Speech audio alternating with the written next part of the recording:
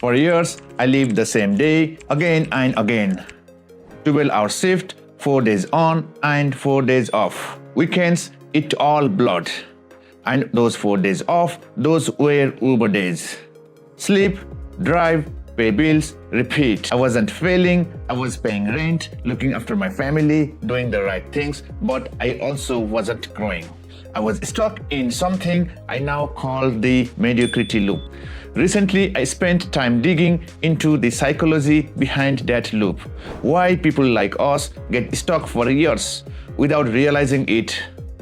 What I found explained my failed business, my money stress, and why I kept repeating the same patterns. Stay with me until the end of this episode because I'm going to share the exact moment I decided to stop trading all my free time for Uber. And a simple question you can ask yourself tonight to check whether you are also stuck in your own loop. This is week 3 of my series on the unseen majority. If you have watched episode 1 and 2, you know I'm not sharing this because I'm special. I'm sharing it because my story may relate to yours. When I say mediocrity, I don't mean laziness. Mediocrity is living on autopilot. You are busy, maybe 60 or 70 hours a week, but you are not really building anything. You wake up, go to work, come back tired, scroll, sleep. You trade time for money, but you never really get ahead. On paper, I was doing the right thing, working hard, providing, paying down debts, but there was a cruel irony to it.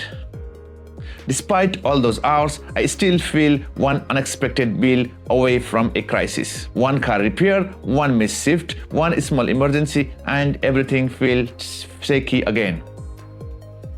That's what I mean by mediocrity.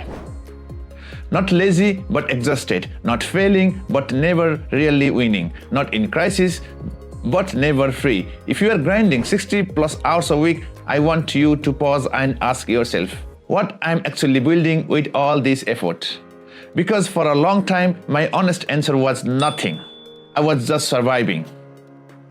I grew up in a residential school in Nepal from a very young age. It made me independent and disciplined, which I'm grateful for, but later I realized I might have missed some crucial social learning.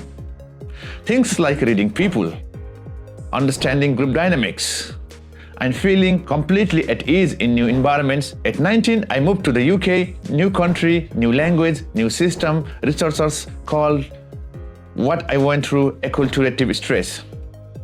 The stress of adapting to a completely new culture, every small interaction required mental calculation. It was exhausting even though I didn't realize it at that time. By mid-20s, my confidence was quietly draining away.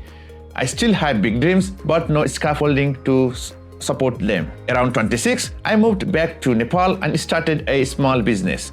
On the outside, it looked brave. On the inside, it was almost guaranteed to fail.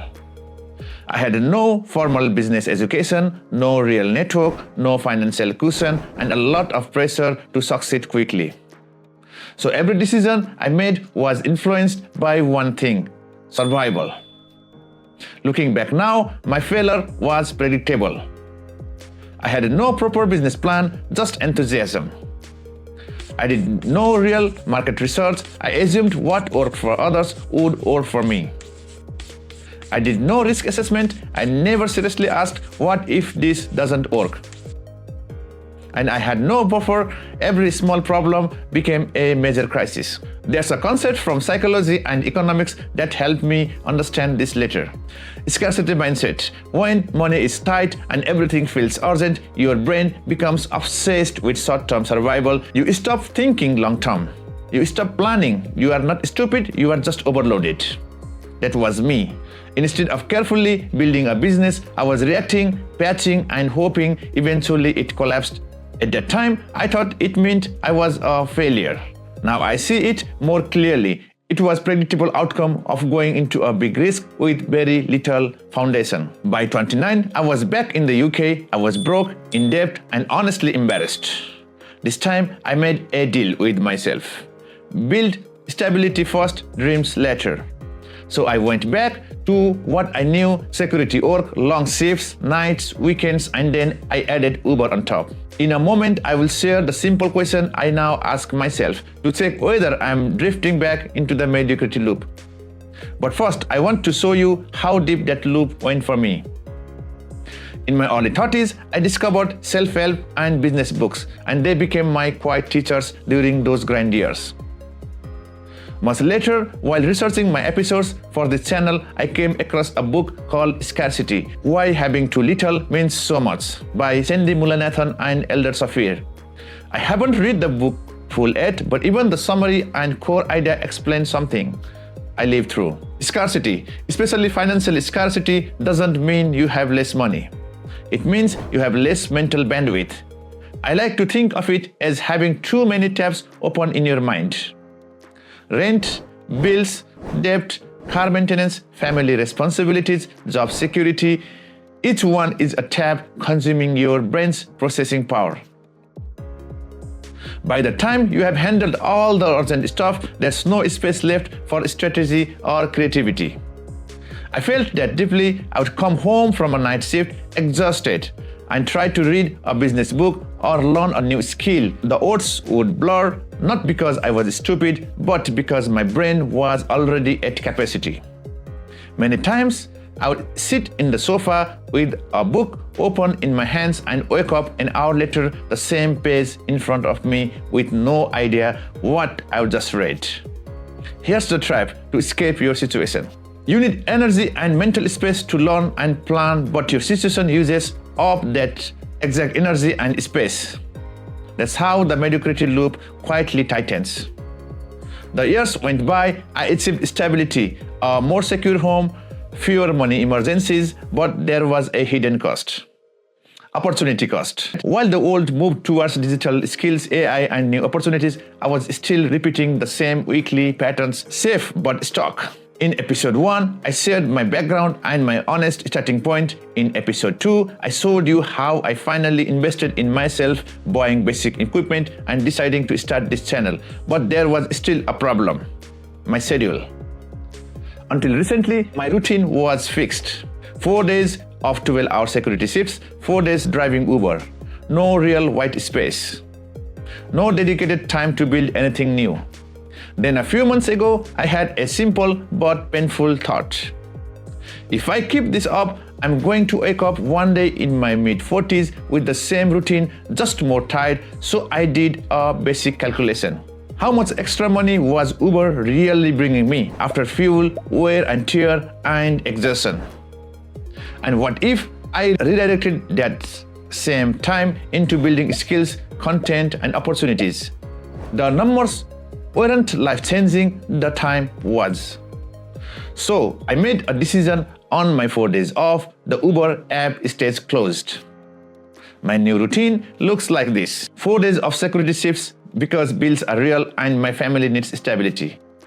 And 4 days off, what I call building days. Those hours that used to go into chasing rides now go into writing scripts like this one. Researching topics properly, learning how YouTube actually works, and slowly building unseen majority. From the outside, it doesn't look dramatic, but internally, it's a complete shift. I'm no longer trading all my spare time for short-term money. I'm investing a portion of it into a long-term growth. That's what a mediocrity loops look like for me. Not a Hollywood moment, just a quite consistent redirection of hours. The simple question I now ask myself is this choice building my future or just maintaining my present? Anytime the answer is just maintaining, I know I need to rethink it. That's one big lesson I wish I could send back to my 20-year-old self in Nepal. Dreams need scaffolding, ambition without education, supporting habits, a basic financial cushion, and some form of network. It's not courage, it's gambling. And when you came from limited resources, gambling is painfully expensive. Today, I'm more cautious with high-risk, capital-intensive business. I don't have a big ecosystem of mentors. I don't have years of corporate experience to fall back on. If I lost my small savings now, recovery would be much harder than in my 20s. So, instead of chasing a big dramatic win, I'm focused on building scaffolding. learning in public through this channel, improving my communication skills, understanding how digital platform works, and connecting with people who resonate with this journey. I used to think success meant big money and big status. Now success looks more like freedom to spend time on things that matter, like learning, creating, and being present with my family. Freedom from constant panic about the next bill, freedom to say no to things that keep me stuck. There are choices I can't undo and years I can't get back, but if I spend all my remaining energy on guilt and regret, I will just create a new loop, one called self-punishment. I don't want that loop either. So instead, I'm choosing to use what time and energy I have now to build better scaffolding for the next decade. If any part of this felt familiar, working survival jobs while secretly wanting more, feeling one bill away from crisis, watching years blur together, I want to hear from you in the comments. Share the loop you feel stuck in right now, not so I can judge you, but so you know you are not alone. If this episode has made you think, take 10 minutes today to write down your own loop. Your own pattern, your money pattern, your energy pattern. Just seeing it on paper is the first step to breaking it. In today's episode, I've shown you my mediocrity loop and how I'm starting to break it by reclaiming my time and attention. In the next episode, be my friend, I want to shift the focus from me to us. I don't want this channel to be about followers, I want it to be about friends. People walking their own journey side by side. If this episode respected your time and if you see even a small part of yourself in this story, consider subscribing and sharing with your friends or relatives who might like this video. Please subscribe not to watch my journey from a distance but to rise together. Thank you. Bye-bye.